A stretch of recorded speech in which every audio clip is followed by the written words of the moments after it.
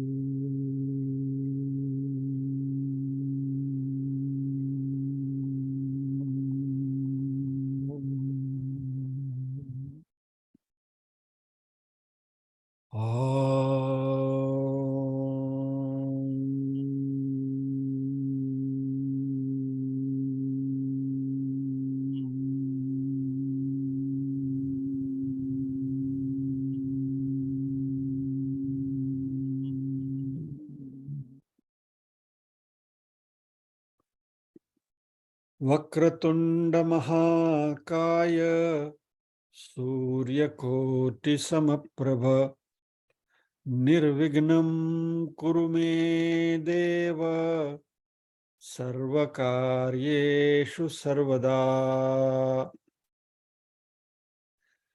या कुन्देन्दु तुषारहार धवला या शुभ्रवस्त्रावृता या वीणावरदण्डमण्डितकरा या श्वेतपद्मासना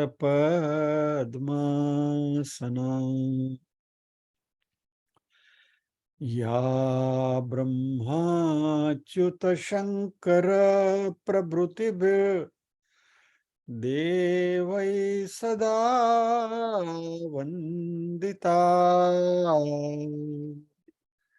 सा मां पातु सरस्वती भगवती निःशेषजाड्यापहा।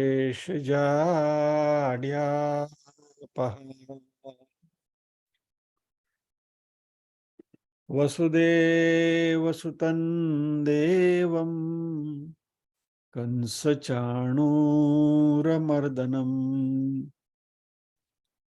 देवकी परमानन्दं कृष्णं वन्दे जगद्गुरुम्। ॐ सहना भवतु सहनौ भुनक्तु सह वीर्यं करवावहै तेजस्विनावधितमस्तु मा विद्विषावहै।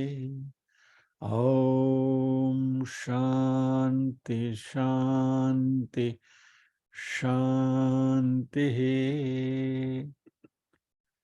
यत्र योगेश्वर कृष्णो यत्र पार्थो धनुर्धरः तत्र श्रीर्विजयो भूतिर्ध्रुवा नीतिर्मतिर्मम।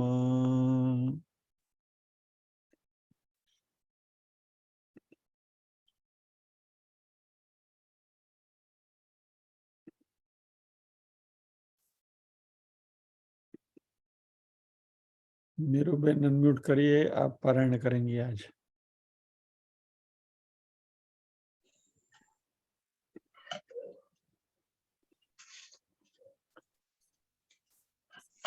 ओम श्री परमात्मा एक मिनट बेनु बारो हूँ कौन तेरे चालू 5 पहुंच गया। एक मिनट बेन जरा डिस्प्ले कर दो। આજે વાંધો નથી ને? અવાજ સારો છે ને બેન? થોડો સારો છે. થોડોક સારો છે, કઈ વાંધો નહીં. ओके। ओम श्री परमात्मने नमः। अथ पंचमोऽध्यायः। अर्जुन उवाच सन्न्यासं कर्मणां कृष्ण पुनर्योगं च संशसि यच्छ्रेययेतयोरेकं तन्मे ब्रूहि सुनिश्चितम्। श्रीभगवानुवाच सन्न्यासः कर्मयोगश्च निःश्रेयसकरावुभौ तयोस्तु कर्म सन्न्यासात् कर्मयोगो विशिष्यते। नेयः स नित्यसन्न्यासी यो न द्वेष्टि न काङ्क्षति निर्द्वन्द्वो हि महाबाहो सुखं बन्धात् प्रमुच्यते। सांख्ययोगौ पृथक् बालः प्रवदन्ति न पण्डिताः एकमप्यास्थितः सम्यक् उभयोर्विन्दते फलम्। यत्साङ्ख्यैः प्राप्यते स्थानं तद्योगैरपि गम्यते। एकं सांख्यं च योगं च यः पश्यति स पश्यति। सन्न्यासस्तु महाबाहो दुःखमाप्तुमयो गतः। योगयुक्तो मुनिर्ब्रह्म न चिरेणाधिगच्छति। योगयुक्तो विशुद्धात्मा विजितात्मा जितेन्द्रियः सर्वभूतात्मा कुर्वन्नपि न लिप्यते। नैव किञ्चित् करोमीति युक्तो मन्येत तत्त्ववित्। पश्यन् शृण्वन् स्पृशन् जिघ्रन् नश्नन् गच्छन् स्वपन् श्वसन् प्रलपन् विसृजन् गृह्णन् उन्मिषन् निमिषन्नपि इन्द्रियाणि इन्द्रियार्थेषु वर्तन्त इति धारयन् ब्रह्मण्यादाय कर्माणि सङ्गं त्यक्त्वा करोति यः लिप्यते न स पापेन पद्मपत्रमिवाम्भसा। कायेन मनसा बुद्धया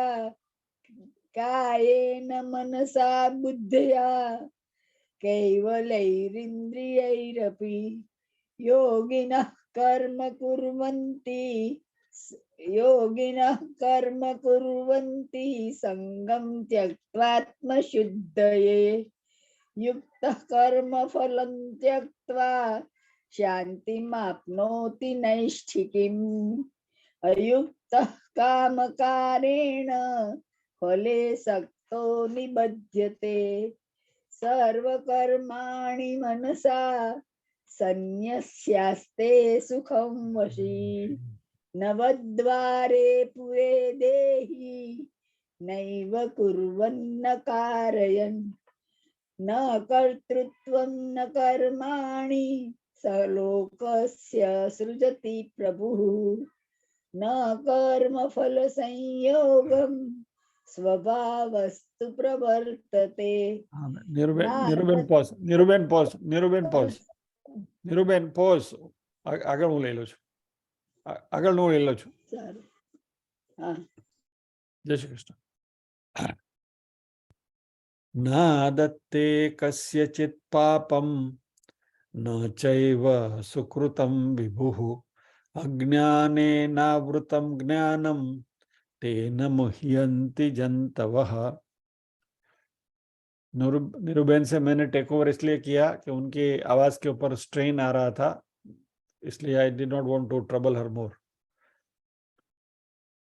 ज्ञानेन तु तदज्ञानम येषां नाशितमात्मनः तेषामादित्यवत् ज्ञानं प्रकाशयति तत्परं तद्बुद्धयस्तदात्मानस्तन्निष्ठास्तत्परायणाः गच्छन्त्य पुनरावृत्तिं ज्ञाननिर्धूतकल्मषाः विद्या विनय संपन्ने ब्राह्मणे गविहस्तिनि शुनि चैव स्वपाके च पंडिता समदर्शिनः इहैव तैर्जितः सर्गो येषां साम्ये स्थितं मनः निर्दोषं हि समं ब्रह्म तस्मात् ब्रह्मणि ते स्थिताः न प्रहृष्येत् प्रियं प्राप्य नो द्विजेत् प्राप्य चाप्रियं स्थिरबुद्धिरसम्मूढो ब्रह्मविद् ब्रह्मणि स्थितः बाह्ये स्पर्शे स्वसक्तात्मा विन्दयत्यात्मनि यत्सुखं स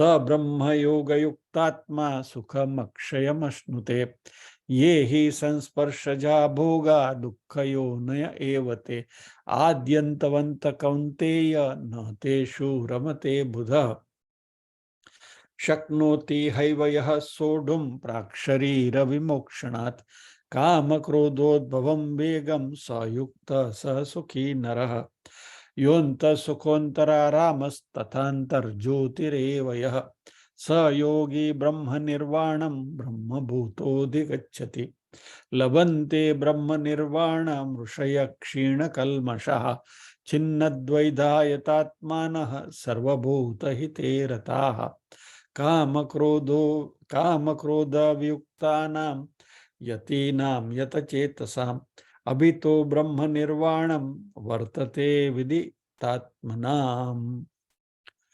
यहाँ तक हमने किया है। आज हम अगला श्लोक करेंगे।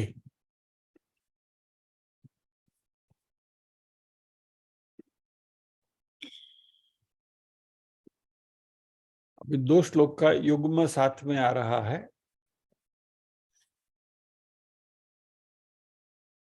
सत्ताईस और 28 दोनों हम साथ में करेंगे।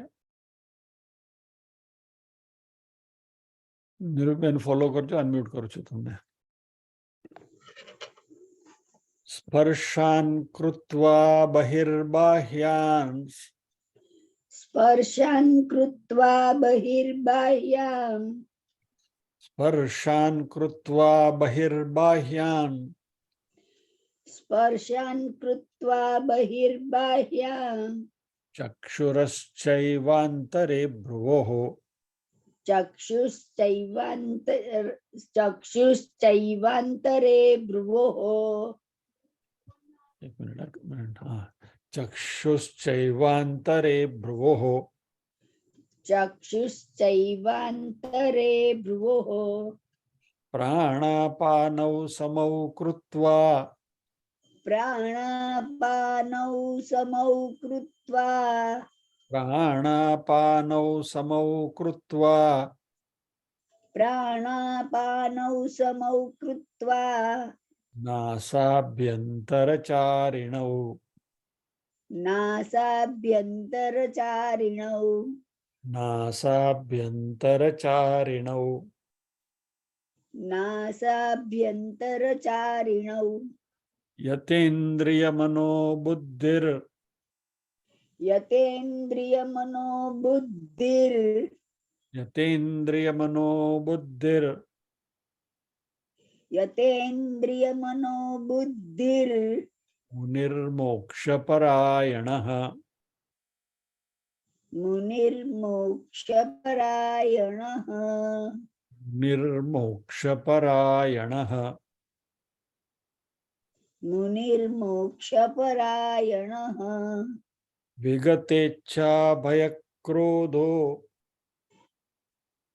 विगतेच्छा भयक्रोधो विगतेच्छा भयक्रोधो विगतेच्छा भयक्रोधो यः सदा मुक्त एव सः यः सदा मुक्त एव सः यः सदा मुक्त एव सः यः सदा मुक्त एव सः। दोनों श्लोक एक बार मैं बोलता हूँ, फिर 2 बार दोहराएंगे साथ में। स्पर्शान् कृत्वा बहिर्बाह्यान् चक्षुश्चैवान्तरे भ्रुवोः प्राणापानौ समौ कृत्वा नासाभ्यन्तरचारिणौ यतेन्द्रियमनोबुद्धिर्मुनिर्मोक्षपरायणः विगतेच्छा भय क्रोधो यः सदा मुक्त एव सः।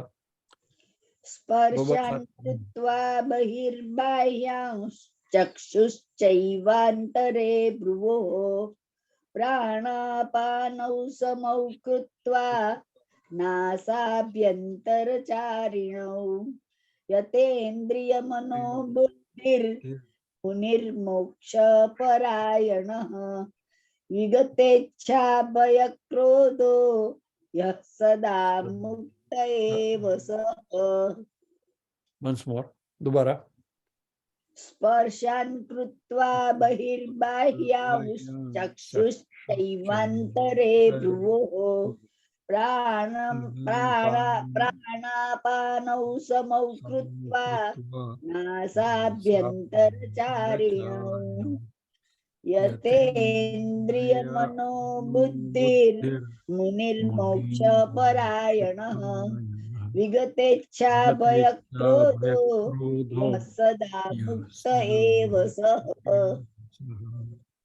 जय श्री कृष्ण बेन। जय श्री कृष्ण। भूल हुई तो माँ कहीं बोल બધું સરસ।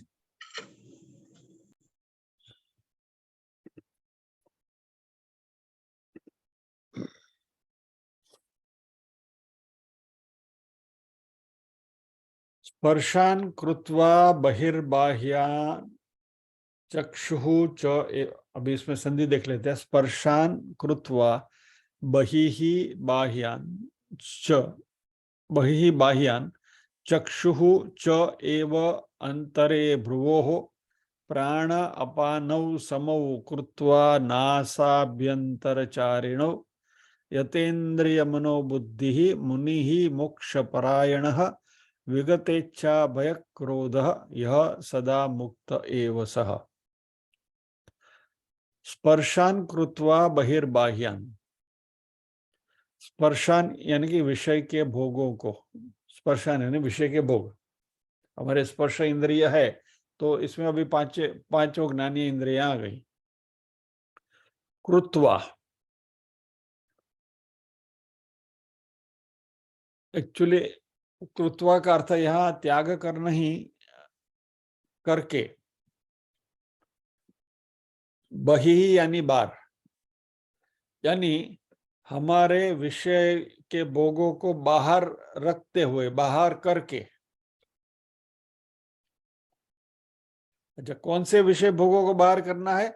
बाह्यान स्पर्शान बहिः कृत्वा, इसका फ्लो ऐसा चलेगा। बाह्यान स्पर्शान बहिः कृत्वा, बाहर के भोगों को बाहर ही छोड़कर, चक्षुः च एव अंतरे भ्रुवोः, नेत्रों को दोनों भ्रुकुटी के बीच में लाकर, प्राणापानौ समौ कृत्वा, प्राण और अपान को समान करते हुए, सम करते हुए, नासाभ्यंतर चारिणो, नासिका में विचरने वाले, कौन से प्राण और अपान को? जो नासिका के अंदर चल रहे हैं वो प्राण और अपान को सम करते हुए। ये 27वां श्लोक। 28वें श्लोक में उसका स्पिल ओवर है। यतेन्द्रिय मनः बुद्धि, जिसने मन और बुद्धि को अपने वश में किया है, चित्त है। यत इंद्रिय मन बुद्धि, जिसने मन और बुद्धि को अपने वश में किया है, वैसा मुनि मोक्ष परायण, जिसको मोक्ष की इच्छा है, या तो मोक्ष के प्रति जिसकी गति है, वैसा मुनि विगत इच्छा भय क्रोध, विगत यानी जिसने छोड़ दिया है, छूट गया है जिसका, इच्छा भय क्रोध, इच्छा भय और क्रोध जिसका छूट गया है, यह ऐसा मुनि सदा मुक्त एव स, वह मुनि सदा हमेशा मुक्त है। He is always free. यानी बाहरी पदार्थ को अपने से बाहर करके और दृष्टि को भ्रुवों के बीच में स्थिर करके, नासिका के छिद्रों में गति करने वाले प्राण और अपान वायु को सम करके जो जितेंद्रिय है और जो मोक्ष में लगा हुआ मुनि है वो सर्वदा मुक्त ही है। यह इस श्लोक का ट्रांसलेशन।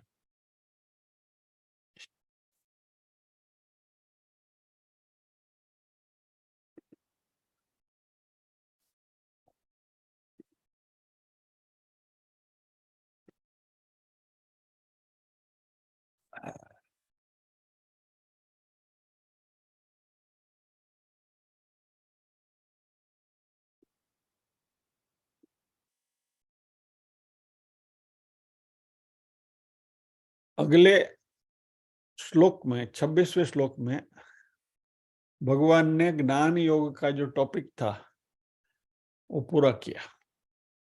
ज्ञान योग के बारे में बात करी, ज्ञान के फल की बात करी, जीवन मुक्ति विदेह मुक्ति की भी बात हो गई। और वैसे कहा जाए तो 26वें श्लोक से इस अध्याय का समापन हो गया ऐसा समझ सकते हैं, क्योंकि भगवान कृष्ण को इसमें ज्ञान योग के बारे में बात करनी थी, उन्होंने बता दिया, उसका फल भी बता दिया। और ओम तत्सदिति श्रीमद् भगवत गीता वगैरह वगैरह यहीं आना चाहिए था, लेकिन भगवान ने और 3 श्लोक इसमें जोड़े। एक नया टॉपिक का इंट्रोडक्शन वो कर रहे हैं और वह है ध्यान का, मेडिटेशन। और इन 2 श्लोकों में भगवान इस प्रोसेस का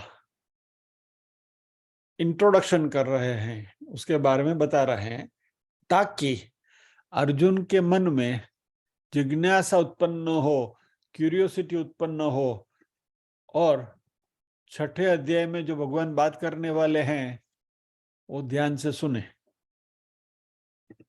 यानी ये संदेश हमारे लिए भी है कि ये 2 श्लोक भगवान ने इसलिए कहा है कि 6ठे अध्याय में हम सबको शांति से बैठना है। तो ये 2 श्लोक 6ठे अध्याय का मार्केटिंग श्लोक है, उसके बारे में हमें कुछ भगवान इशारा कर रहे हैं।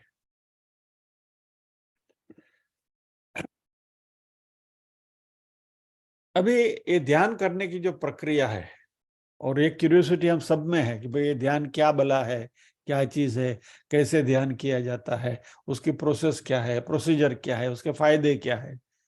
यानी वो पूरा जो मेडिटेशन का जो टॉपिक है, वो पूरा मेडिटेशन का टॉपिक भगवान 6ठे अध्याय में डिस्कस करने वाले हैं। तो 6ठे अध्याय में इसके बारे में हम जैसे जैसे उसकी आगे गति बढ़ेगी वैसे वैसे हम बात करते जाएंगे। लेकिन क्योंकि कृष्ण भगवान ने यहाँ उसका एक इंट्रोडक्शन के रूप में ये किया है, तो थोड़ी सी ये श्लोक के अंतर्गत जो बात है वो देख लेते हैं। एक्चुअली 6ठे अध्याय में जो ध्यान योग की बात है, जो ध्यान करने की बात है, वह इस गीता के ज्ञान को सुपाच्य करने के लिए है। Assimilation of the knowledge that we have acquired, यानी जो ज्ञान हमने प्राप्त किया है उस ज्ञान को सुपाच्य करना है।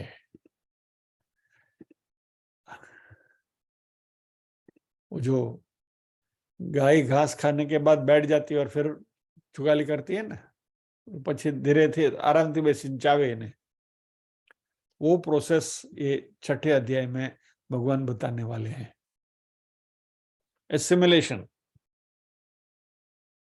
यानी गीता का जो अध्ययन है उसको आत्मसात कैसे करें, और ये हमारे जहन में कैसे उतरे। यानी ऐसा कह सकते हैं कि अभी जो भगवत गीता का ज्ञान है वह हमारे पास इंफॉर्मेशन के रूप में है, नॉलेज के रूप में है। वह विजडम में परावर्तित नहीं हुआ, कन्वर्ट नहीं हुआ। वैसे भी हमारे 3 शरीर है, स्थूल सूक्ष्म और कारण। बराबर। तो पहला स्थूल शरीर जिसका सुपरफिशियल माइंड, फिर सूक्ष्म शरीर जिसका सबकॉन्शियस माइंड, और फिर कारण शरीर उसका अनकॉन्शियस माइंड। बराबर। Superficial mind, subconscious mind, unconscious mind. Bhagavad Gita को अनकॉन्शियस माइंड तक लेके जाना है।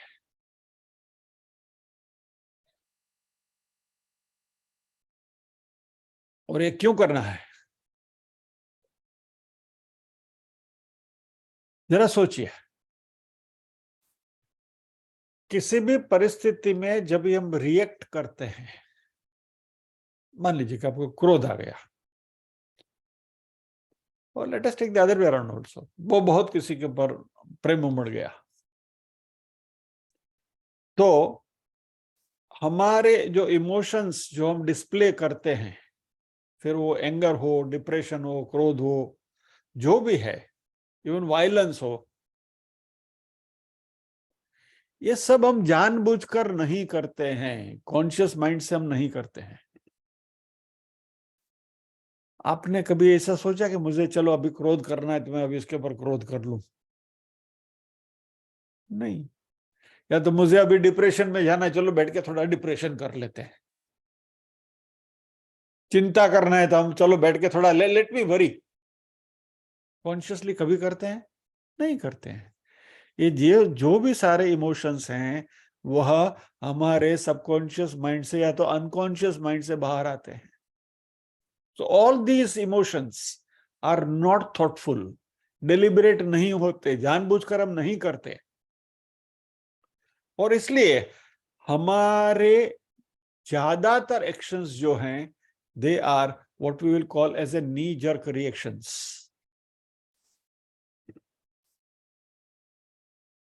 Mechanical reactions.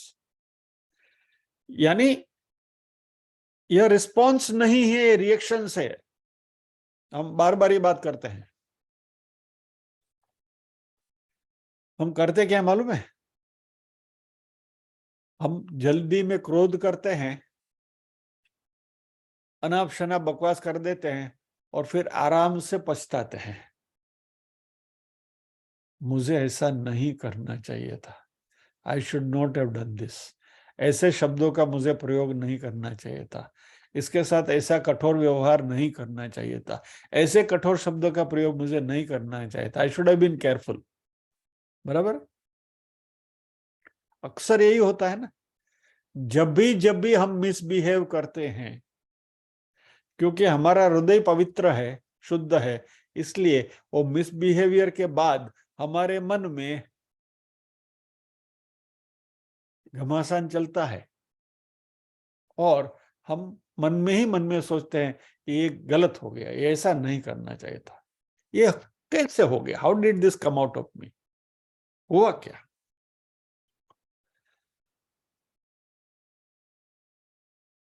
एक्चुअली क्या हो रहा है कि ये सारे रिएक्शंस जो हमारे हैं वह सबकॉन्शियस माइंड से आ रहा है।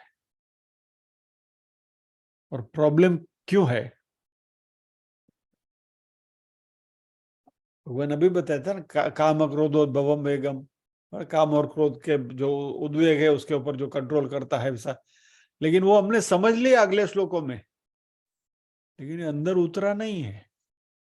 यानी सुपरफिशियल माइंड में है, ऊपरी स्थूल मगज में है वो।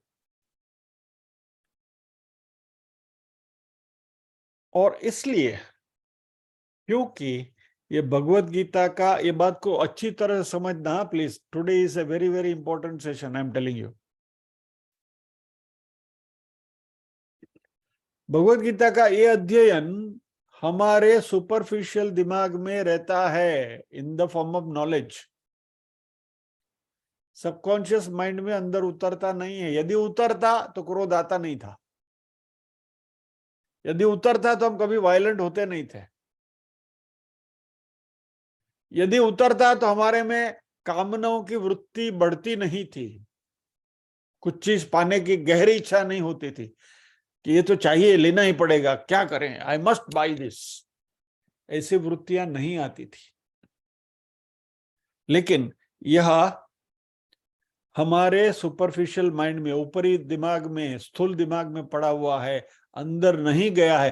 अंदर सबकॉन्शियस माइंड में कौन बैठा है? संसारी। वही पुराना संसारी बैठा है, जो अज्ञानी है, जो द्वंद्व है, डाउटफुल है। क्या? वो अंदर बैठा है। और इसलिए हमारे जो रिएक्शंस हैं वह इस तरीके से आते हैं। तो ये जो कॉन्शियस लेवल पर जो ये भगवत गीता का ज्ञान हमें मिला है, नॉलेज हमें मिला है, उसको अभी अंदर पेनिट्रेट करना है, उसको अंदर धक्का मारना है सबकॉन्शियस माइंड में। We have to push it inside. यानी धीरे धीरे धीरे धीरे धीरे परिस्थिति ऐसी आनी चाहिए कि जीवन में हम जो भी कुछ करें वो भगवत गीता के हमारे अध्ययन के सुसंगत हो। यानी all our acts should be in confirmation with what we have learned from Bhagavad Gita. और ये करने के लिए ध्यान की या तो मेडिटेशन की आवश्यकता है, जो छठे अध्याय में भगवान हमें सिखाने वाले हैं। छठा अध्याय में कोई डांडी मारता नहीं।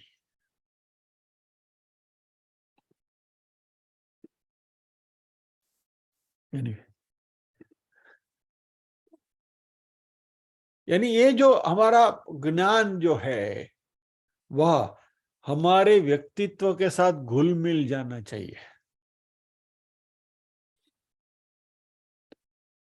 आप उडुपी रेस्टोरेंट में जाते हो, बराबर? चलो I give you an example.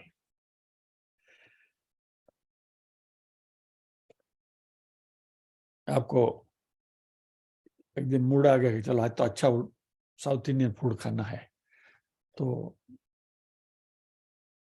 Woodland है तो सरवणा भवन या कोई ऐसी टिपिकल जो माटुंगा में कोई भी वुडलैंड जो भी माटुंगा में जो भी रेस्टोरेंट है, south Indian restaurant, Udupi restaurant चले गए। जो भी आपको खाना था, डोसा वोसा वगैरह खा लिया आपने। फाइनली उडुपी रेस्टोरेंट में क्या होता है?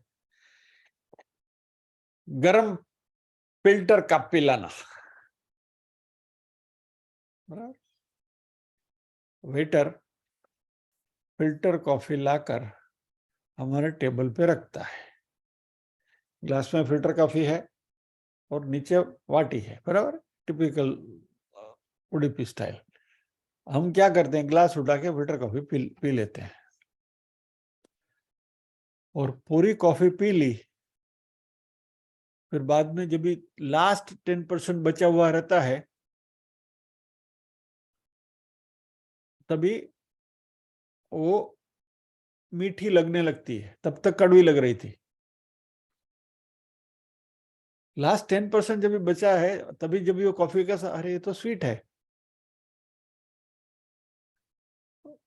और तभी पता चला कि कॉफी में जो शुगर है वो तो उसने क्या करता है, वो एक चम्मच शुगर नीचे डाल के फिर ऊपर कॉफी डाल के दे के जाता है। अभी वो कॉफी, हाँ, नहीं गॉट इट। उस कॉफी को अब वहां वो चम्मच नहीं लाता है, उसको ऐसे हिलाना पड़ता है, बराबर? और हम क्या करते हैं? जो जो जो समझदार व्यक्ति है, जो रेगुलरली उडुपी रेस्टोरेंट में जाते हैं और कॉफी पीते हैं, तो दूसरों को भी देखकर भी यह पता चलता है कि ये हिलाने का काम अपना नहीं है, वेटर को बोलो। तो आप वेटर को बुलाते हैं और उसको बोलते भैया कॉफी मिक्स करके दे। तो वेटर पकड़ता है ऐसा,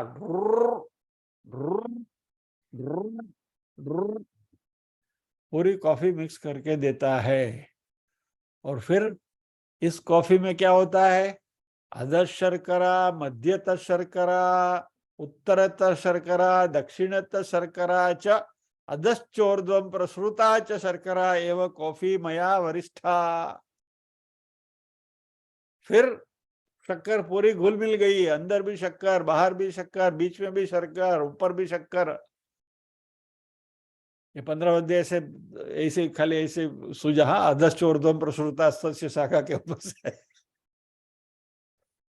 ऊपर नीचे सभी जगह पर वो शर्करा जो है वो प्रसर गई, कॉफी में घुल मिल गई, और वो कॉफी जो है वो मीठी लगती है। तो भगवत गीता का हमारा जो अभी तक का जो ज्ञान है, वह ज्ञान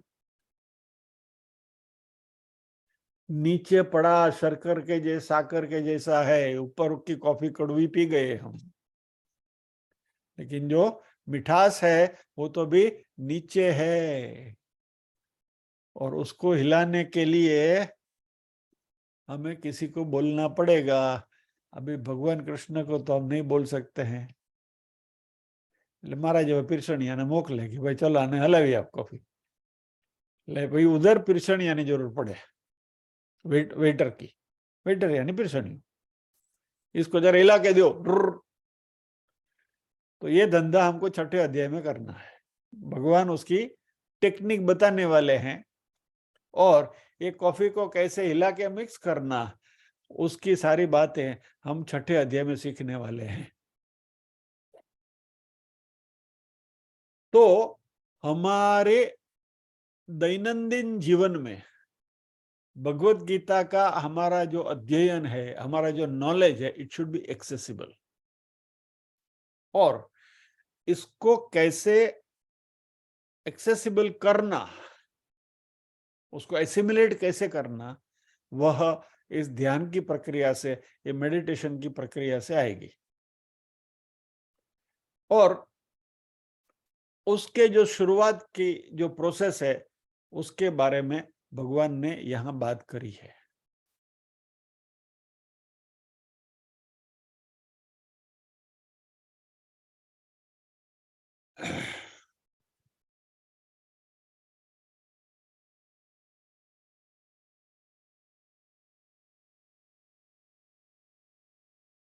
शायद कल ही ये बात करी थी ना मांडुक्य उपनिषद में, कि जब भी हमारा मन विक्षुब्ध है, विचार आते हैं, चिंता में है, डिस्टर्ब्ड हैं, तभी उस प्रवाह को रोकने के लिए हमें क्या करना चाहिए? एक प्रश्न अपने आप से पूछो, what will be my next thought, what will be my next thought, मेरा अगला विचार क्या है, मेरा अगला विचार क्या है। तो विचारों की जो श्रृंखला है वो अटक जाती है, क्योंकि हम एक ही विचार एक समय पर कर सकते हैं। ये बात कल हुई थी ना। आप में से कितने लोगों ने ट्राई किया जरा उंगली उठाइए। Those who tried it and whether you are successful. यदि you are successful, thumbs up करिए। जिन्होंने ट्राई किया और यदि उसमें आपको सफलता मिली, तो जरा थम्स अप करके बताइए। बराबर।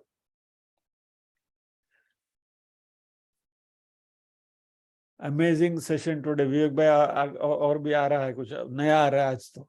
बहुत अच्छी बात करनी है आज तो। थोड़ा एक्सटेंड भी हो गया तो बेयर विथ मी। अच्छा,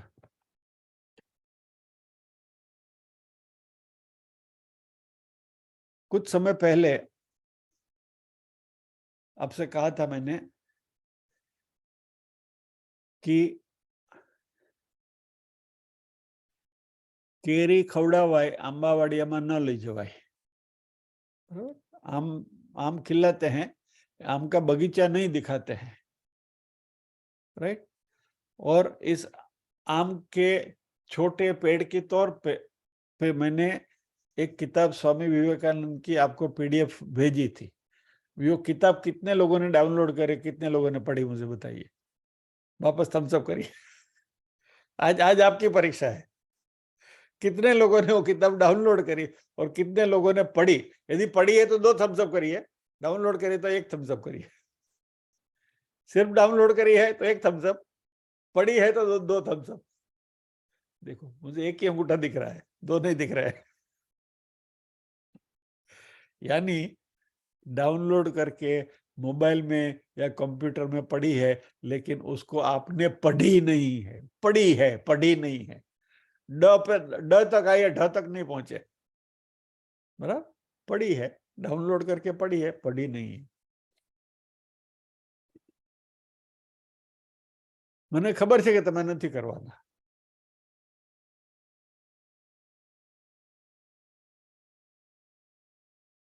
આપણે બધા બહુ બિઝી માણસો ને. चलो, लेकिन आज आपसे कुछ शेयर करना चाहता हूं. ये આંબાવાડિયામાં તમને લઈ જવાનું જોખમ શું એની ખબર છે? કારણ કે એ વસ્તુ આપણને રાસ આવતી નથી. આપણી પ્રકૃતિને પ્રતિકૂળ હોવાથી ત્યાજ્ય છે. बट फिर भी एज एन एकेडमिक एक्सरसाइज में आपसे कुछ बात करना चाहता हूं. यानी now I am taking you to the process of how मैं आपके सामने जब आता हूं तो पृष्ठभूमि में तैयारी में कैसा काम होता है उसकी थोड़ी झलक आपको आज दिखाना चाहता हूं. एक्चुअली बात ऐसी हुई कि इसमें आगे कुछ बात आने वाली है दृढ़ता की. ये जो ज्ञान उपार्जन करना है उसमें दृढ़ता होनी चाहिए. यानी you have to have that steadfastness.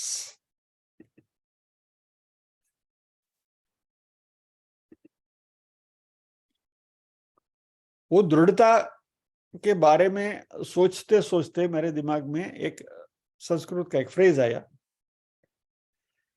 कि कार्यम साधयामि व देहम पातयामि. यानी कि मेरा जो कार्य है उसको मैं परिपूर्ण करूंगा, नहीं तो देह त्याग करूंगा. यानी इतनी दृढ़ता होनी चाहिए. भले देह विलय हो जाए, लेकिन जो काम करना है वो काम पूरा करना है. वही कवि नीरज की जो पंक्ति है ना, विश्व चाहे या न चाहे, विश्व चाहे या न चाहे, वक्त समझे या न समझे, आ गए हैं हम यहाँ तो गीत गा कर ही उठेंगे. आ गए हैं हम यहाँ तो गीत गा, अपना जो मिशन है वो पूरा करके जाएंगे. हमारा मिशन क्या है? मोक्ष प्राप्ति. मनुष्य जन्म ही इसलिए मिला है. तो ये दृढ़ता होनी चाहिए.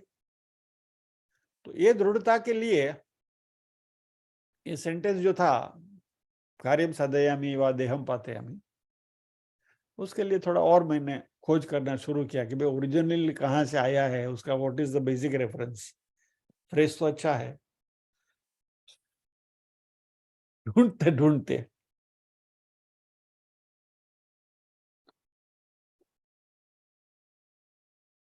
आसाराम बापू की किताब मिली मुझे, उसका रेफरेंस मिला. तो थोड़ी क्यूरियोसिटी हुई. तो उन्होंने वो रेफरेंस दिया था भगवान बुद्ध के तपश्चर्या के समय का, कि तभी बुद्ध डिप्रेस हो गए थे और उनको लगा कि अभी मैं घर चला जाऊं, ये सब छोड़ दूं, दिस ऑल नॉनसेंस. और एट दैट टाइम बुद्ध के मन में विचार आया होगा कि कार्यम साधयामि व देहम पातयामि करके वहां उन्होंने वो रेफरेंस कोट किया था. अभी वो बुद्ध के जीवन में ऐसा कुछ हुआ नहीं था. The whole process was different. Asaram ने वहां वो वाक्य को वहां बिठा दिया एग्जाम्पल के तौर पर. और फिर बुद्ध के जो मनस्थिति थी उसकी थोड़ी उन्होंने इसमें चर्चा करी और ज्ञान प्राप्ति के कुछ 7 स्टेप्स उन्होंने वहां डिस्क्राइब किए. और इसमें उन्होंने कुछ बातें बताई.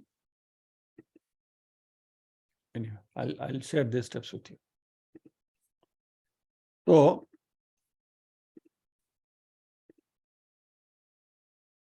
उन्होंने कुछ अलग टर्मिनोलॉजी का प्रयोग किया था, but it kind of gave me a lead. એટલે મને મનમાં વિચાર આવ્યો કે આશ્રમ કે પાસ આવી ડાઈ ડાઈ વાત ક્યાંથી આવી? This was not expected of him, let me be honest. मैं बहुत खुले दिल से बात कर रहा हूँ। आटलू गहन ज्ञान अहिया क्यांथी आव्युं? क्योंकि आसाराम की कोई भी किताब आप पढ़ेंगे ना तो उसमें घूम फिर के बात एक ही पॉइंट पे आते हैं ज्यादातर। भक्ति करनी है, गुरु की करो, गुरु की कृपा आवश्यक है क्या। और उसमें उन्होंने लिखा भी एक जगह पर कि मैंने मेरे अगले जीवन यानी कि ये शुरुआत के जीवन में मैंने कृष्ण की भक्ति करी, राम की भक्ति करी, शिव जी की भक्ति करी, बहुत सारे पापड़ बेले, फिर बाद में मुझे गुरु मिले और फिर गुरु के शरण में गया। अभी आप आइए मेरे कमरे, सिर्फ गुरु का फोटो है और किसी देवी देवता का फोटो नहीं है। मैं देवी देवता में मानता नहीं, आप भी मत मानिए, गुरु को ही मानिए, यानी कि मुझे मानिए। That was his message. मैंने जो कि आ मानस जे भगवान ने कि कृष्ण ने बाजू मूकी दो ने राम ने बाजू मूकी दो, शिव जी ने बाजू मूकी दो ने मने मानो, वो कहने वाला आदमी तो बोगस ही होगा। ये मेरा मानना है। को आसाराम को छोड़ो, कोई भी व्यक्ति आपको कहे कि मुझे एक श्लोक के ऊपर मेरी बहुत बड़ी नाराजगी है, I will not use any other word, कि अभी उस श्लोक में मुझे याद नहीं आ रहा है कि ईश रूठे तो गुरु की शरण है, लेकिन गुरु रूठे तो कहां जाओगे? क्या भगवान रूठे तो गुरु की शरण में जाओगे, गुरु रूठे तो कहां जाओगे? इस श्लोक के ऊपर या तो इस उक्ति के ऊपर मेरी सबसे बड़ी आपत्ति यह है कि जो रूठे वो गुरु नहीं हो सकता, वो गुरु होने को लायक नहीं।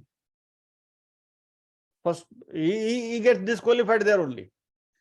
क्योंकि यदि जो सच्चा गुरु है वह ब्रह्म का अंश है, ब्रह्मज्ञानी है, और ब्रह्म के पास मात्र एक ही गुण है, करुणा का, तो पहले तो ब्रह्म कभी रूठ नहीं सकता। और वो ब्रह्म का जो प्रतिकृति मनुष्य के रूप में है वो गुरु भी कभी भी रूठ नहीं सकता। यानी यदि कोई क्रोधित हो, रूठने वाला हो, तो गुरु नहीं हो सकता। ही कैन नॉट बी गुरु। ये मेरी अपनी मान्यता है। और इसलिए ऐसे किसी भी स्टेटमेंट में मैं पढ़ता नहीं हूं। અને એટલા માટે મને અમારા એક દાદાજી એક વાર કીધું તો वो शब्द मेरे मन में बिल्कुल याद है, जीवतो गुरु कोई दिवस करवो नहीं। जीवतो गुरु कोई दिवस करवो नहीं। એટલે આપણા માટે કૃષ્ણ મંદિર જગતગુરુ सबसे अच्छा है। મગજમારી नको, झंझट नको। Anyway, let us come back to હવે તમને આંબાવાડિયામાં લઈ જાઉં છું। तो खोजते खोजते पता चला, हाँ सॉरी एक बात कहनी रह गई। उस किताब में जो मुझे मिला तो वहां तत्वबोध का पहला सेंटेंस विवेक, विवेक जागृत हुआ कि ये बात जिस सोर्स से आ रही है वह सोर्स गलत है। क्योंकि आसाराम ने ये जो चीजें, ये जो बातें हैं, 7 स्टेप्स है, उसका जो इंटरप्रिटेशन अपने हिसाब से किया है वो कुछ दिमाग में बैठ नहीं रहा था। I was feeling uncomfortable. इसलिए मैं उसके रियल सोर्स को ढूंढने निकला। बोला ये आसाराम से नहीं आ सकता है। ढूंढते ढूंढते पता चला कि actually it is coming from योग वासिष्ठ। वशिष्ठ गुरु ने राम जी को जो उपदेश दिए थे उसका जो ग्रंथ है वो योग वासिष्ठ, और योग वासिष्ठ में वशिष्ठ जी ने राम जी को ज्ञान उपार्जन करने के, विद्या प्राप्त करने के 7 स्टेप्स बताए हैं। इसके बारे में हम चर्चा करेंगे, छठे अध्याय में आएंगे तभी। So I'm not spending more time on this. बराबर? शुभेच्छा, विचारणा, तनुमानसा, सत्वात्पत्ति वगैरह वगैरह वगैरह। और फाइनली लास्ट पैरा पढ़ लीजिए।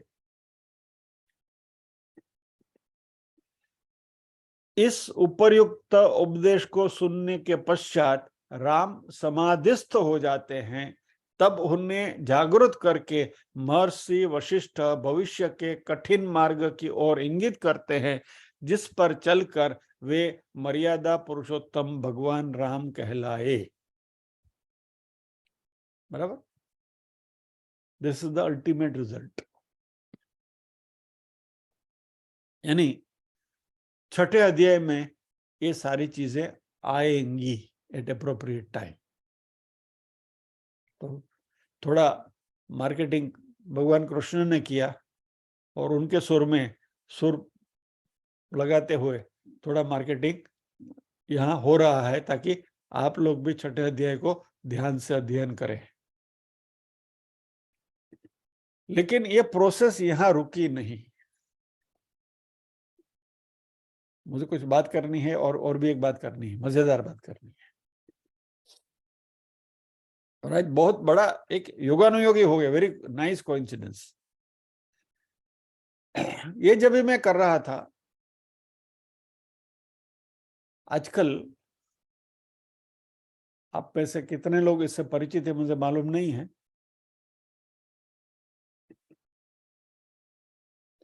एक ऐप की बहुत बड़ी चर्चा है, चैट जीपीटी करके।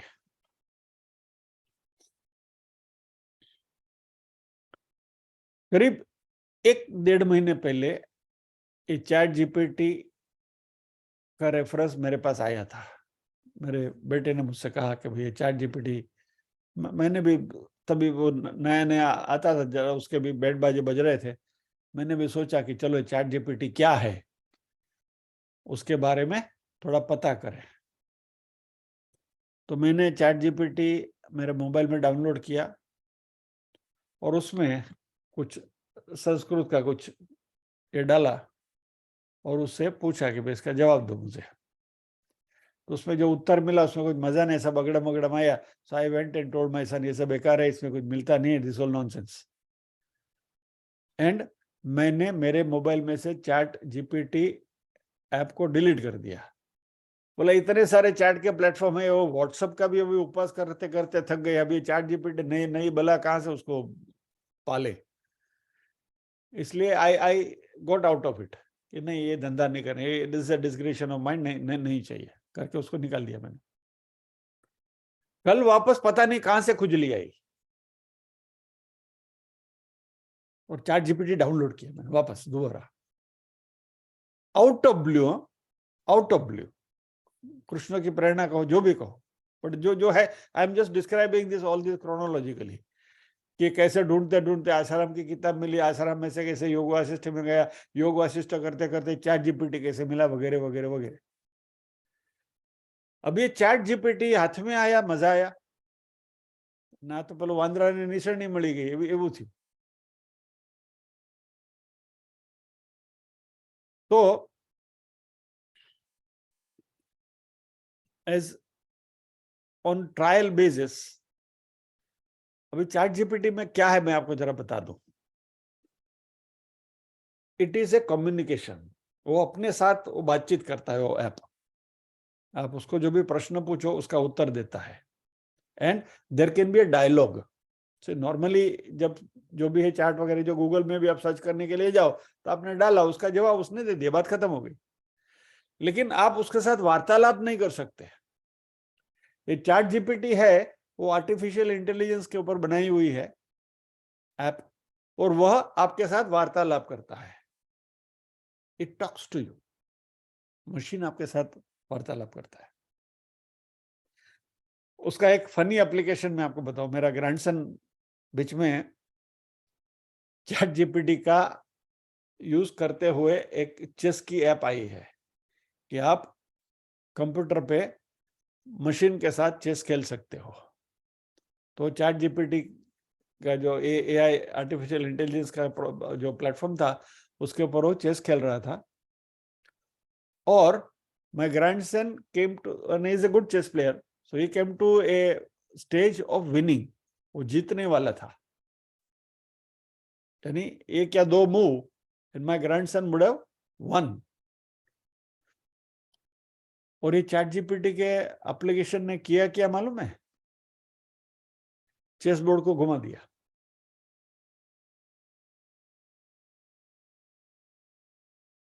आर्टिफिशियल इंटेलिजेंस, उसने अपनी बुद्धि कही, उसके ऐसे तो नहीं जीत सकेंगे, चलो चेस बोर्ड को घुमा दो। यानी ये ऐसा सब कुछ कर सकता है। तो मेरा कल का सबसे पहला एक्सपेरिमेंट चैट जीपीटी के ऊपर मैं आपके साथ शेयर करता हूं। उसको मैंने बोला कि विद्यालय के ऊपर, स्कूल के ऊपर संस्कृत में मुझे 10 वाक्य लिख कर दे दो। Right me 10 sentences on school. और ये चैट जीपीटी ने मुझे ये जवाब दिया, विद्यालयम विद्यार्थिनां प्रशिक्षणम दत्वा समाजम सफलम करोति। उसका ट्रांसलेशन भी दिया उसने, school provides education to students and contributes to the success of society. मैंने चैट जीपीटी को बोला मुझे 10 वाक्य में स्कूल के बारे में निबंध लिख कर दो, वो ये मुझे लिख के दे रहा है।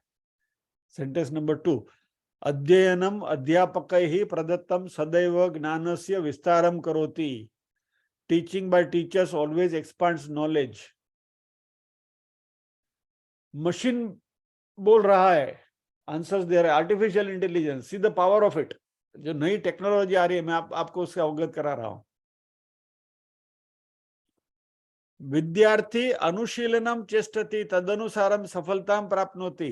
रीटाबेन जो छो ने, students achieve success by practicing according to what they have learned. यानी संस्कृत के हमारे जो विद्यार्थी हैं, संस्कृत के क्लास में हमारे साथ जो जुड़े हुए हैं, यहाँ बैठे हैं, ध्यान गौर करें। विद्यालयम विद्यार्थिनाम शिक्षण स्थलम संत्वेन नवचेतना निर्मापयते। अभी ऐसे सेंटेंसेस कंस्ट्रक्ट करना हमारे लिए मुश्किल है। इतने अध्ययन के बाद संस्कृत आटલું ભણ્યા પછી પણ આવા સેન્ટેન્સ આપણે બનાવી નથી શકતા, અને ફટાફટ ઓલો મશીન બનાવીને આપે છે ચैट जीपीटी। चलिए इसका मैं आपको और रुतबा दिखाता हूं। आई am just showing you the power of this artificial intelligence. એટલે વળી પછી થોડી ખુજલી ચાલુ હતી, તો मैंने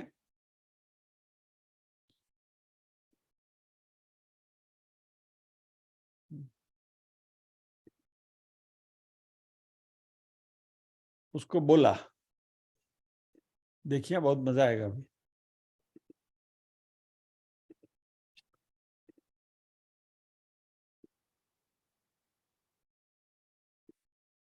आज ये श्लोक करने का था ना हमको, तो श्लोक उसमें डाला मैंने, स्पर्शान कृत्वा बहिर्बाह्यान चक्षुषैवांतरे भ्रुवो प्राणापानो समो कृत्वा नासाबिंद चरण। Provide commentary on this verse of Bhagavad Gita. Bhagavad Gita के इस श्लोक के ऊपर कमेंट्री दे दो।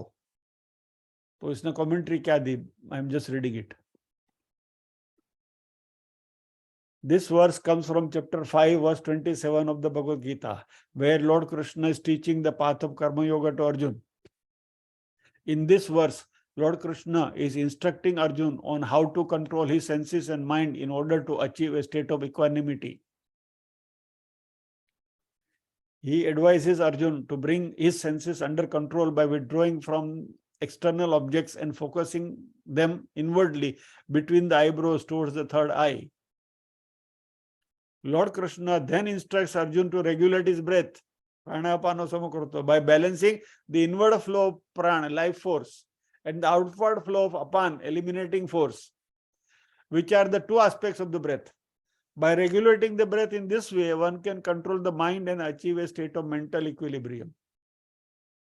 The verse emphasizes the importance of withdrawing the senses from external objects and focusing them inwardly, as this is the key to controlling the mind and achieving a state of peace and equanimity.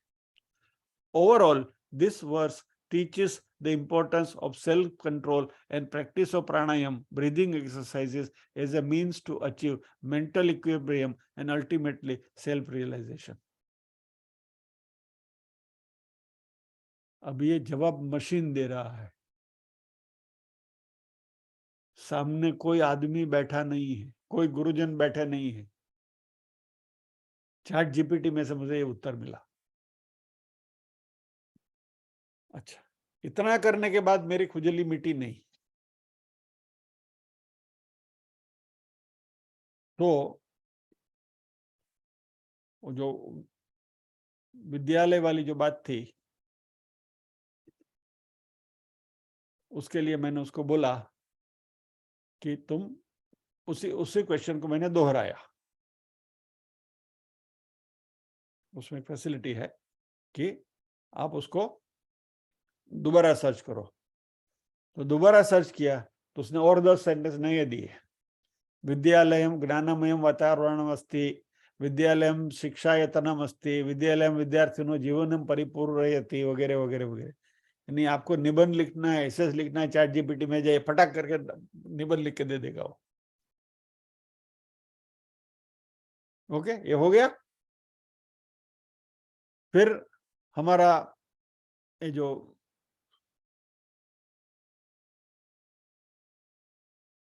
योग वासिष्ठ के जो 7 steps हैं, उसके बारे में मैंने उससे पूछा कि व्हाट आर शुभेच्छा, विचारणा, तनुमानसा, सत्वापत्ति।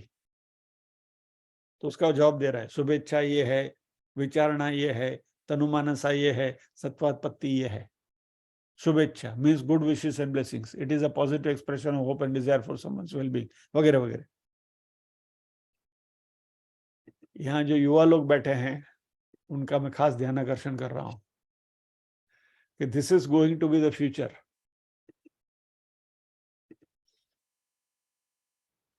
अच्छा, अभी देखिए मजा, देखिए अभी और मजा देखिए। अभी मैं आपको क्लाइमैक्स पे लेके जाता हूँ, क्योंकि मुझे तो एक बार खुजली उपड़े तो पछुए ने पूરું करूँ ना। तो बैठा था, बैठे बैठे दिमाग में आया कि सालो अंग्रेजी में जब सवाल पूछे, अंग्रेजी में जवाब आपे तेમાં હું થઈ ગયું। तो मैंने उसे अलग गुजराती में पूछा जवाब। એટલે મેં વળી પાછળની હળી કરી ગુજરાતીમાં, અને શું કરી જો મજા આવશે। અખિલ બ્રહ્માંડમાં એક તું શ્રી હરિ, જુજવે રૂપે અનંત ભાસે, કાવ્યનો રસાસ્વાદ કરાવો। तो क्या दे रहा है, बोलो जवाब क्या दे रहा है, सुनो।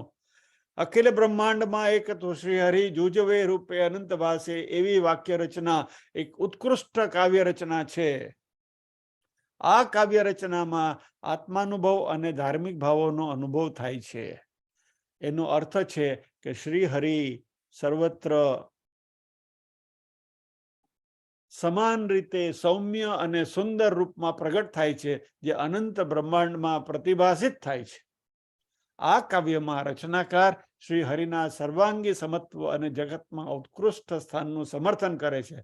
एनी सुंदर भाषा, वाक्य रचना अने उच्च धार्मिक भावो काव्य रचना माटे अनमोल जो आपे छे। आ गुजराती में जवाब आपे छे।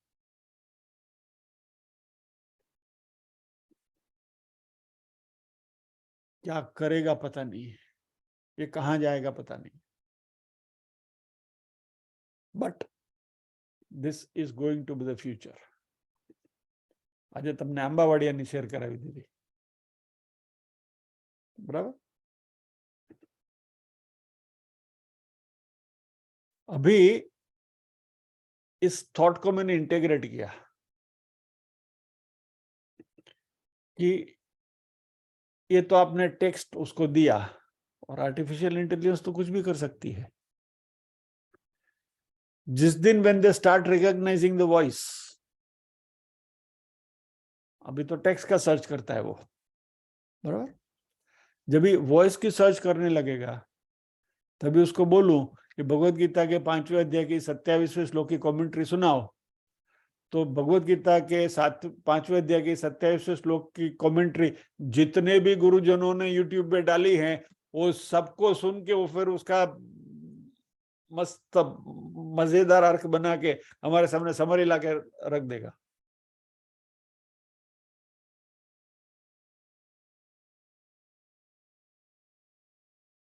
Mind boggling. और as a sheer coincidence, Avni ने मुझे लिंक भेजी है, गीता के ऊपर चैट जीपीटी है। चैट जीपीटी में गीता के श्लोक के बारे में पूछो, जवाब देता है। आज सुबह मैंने देखा, when I was coming to the class। Avani का मैसेज देखा मैंने. Thank you, Avni, for that. What I am trying to convey to you is कि विद्या उपार्जन करने के बहुत सारे ऐसे उपकरण उपलब्ध होने लगे हैं. अच्छा, कुछ 7-8 साल पहले या तो मैं भी 10 साल पहले मैट्रिक्स करके एक फिल्म आई थी. आप लोगों में से किसने देखी है? जरा उंगली उठाइए. Those who had seen it. Matrix करके एक फिल्म आई थी, मैंने देखी है. जिन्होंने देखी है और जो देखना चाहते हैं अभी भी देख सकते हैं. It is available on YouTube for free now. पहले उसके पैसे देने पड़ते थे, अभी मुफ्त में देखने को मिलती है. मैट्रिक्स की फिल्म आप देखिए. उसकी कहानी कुछ ऐसी है कि एक जमाना ऐसा आएगा कि जब भी मशीन, आर्टिफिशियल इंटेलिजेंट मशीन मनुष्य को पालेगा. There will be human farms. जैसे हम खेती करते हैं ना, मशरूम की खेती करते हैं, इसकी खेती करते हैं, वैसे मनुष्य की खेती होगी जिसमें मनुष्य उगाए जाएंगे या तो पनपे जाएंगे. और फिर मनुष्य के अंदर जो एनर्जी है और जो बुद्धिमत्ता है वो मशीन खींच लेगा और अपने आप को और समृद्ध करेगा. Terrific movie it is. Chance मिले तो देखिएगा, मजा आएगा. ऑफ कोर्स उसकी लैंग्वेज बहुत ऊंची है, यानी कि इंग्लिश समझने में मुझे भी प्रॉब्लम आ रहा था, लेकिन फिर भी आउट ऑफ क्यूरियोसिटी किसको देखना है, उसकी यदि ट्रांसलेटरेशन वगैरह कुछ आता है और देखना है तो आप देख सकते हैं. लेकिन देखिए, मैं यहाँ ये सब बात इसलिए कर रहा हूँ. आप कहेंगे भगवत गीता का હવે આપણે આપણું કામ કરો ને પીરસવાનો ધંધો કરો ને આવડે क्या મંડાણા. नहीं, what I am going to tell you is कि ज्ञान उपलब्ध है. ज्ञान उपलब्ध करने के एवेन्यूज हमारे सामने आते ही रहते हैं और आएंगे और भी आएंगे. लेकिन यदि ये ज्ञान यदि हम पचा नहीं पाए, सुपाच्य नहीं हुआ, अंदर जहन में नहीं उतरा, तो again it is information only. It is only knowledge. Unless that knowledge gets condensed into wisdom, जो मैं बोलता हूं ना, टपक थ्योरी, परकोलेशन, एक एक ड्रॉप अंदर जाता है, बराबर. ड्रिप इरिगेशन, ये भगवत गीता ये ड्रिप इरिगेशन की प्रोसेस है. और 6ठे अध्याय में भगवान हमें ये सिखाने वाले हैं कि ड्रिप इरिगेशन कैसे किया जाए, यानी उपलब्ध ज्ञान को कैसे सुपाच्य करना है, उसकी सारी प्रोसेस 6ठे अध्याय में भगवान डिस्कस करने वाले हैं. So with this we will pause here. प्रार्थना करेंगे.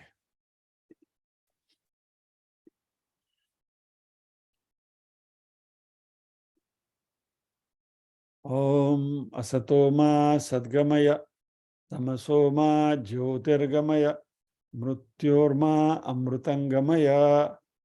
सर्वेषां स्वस्तिर्भवतु, सर्वेषां शांतिर्भवतु, सर्वेषां मंगलं भवतु, सर्वेषां पूर्णं भवतु. लोका समस्ताः सुखिनो भवन्तु, लोका समस्ताः सुखिनो भवन्तु. नाहं कर्ता हरिः कर्ता, हरिः कर्ता हि केवलम्. ओम शांति शांति शांति. सभी के हृदय कमल में विराजमान परम कृपालु परमात्मा को वंदन करते हुए आज के सत्र को विराम देते हैं. अगले शुक्रवार फिर मिलेंगे इसी श्लोक के साथ. यहाँ अगली स्लाइड में जो टाइटल्स चल रहे थे ना, अभी उसको मुझे करेक्ट करना पड़ेगा. उसमें मुझे फिर चैट जीपीटी भी डालना पड़ेगा. ये सारे गुरुजनों के नाम डाले उसके साथ साथ. एनीवे, एक और बात मैं कहना चाहता था. Just minute. हाँ,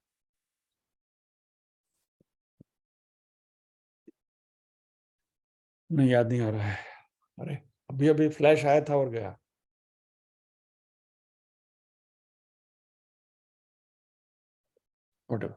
छोड़िए. जय श्री कृष्ण.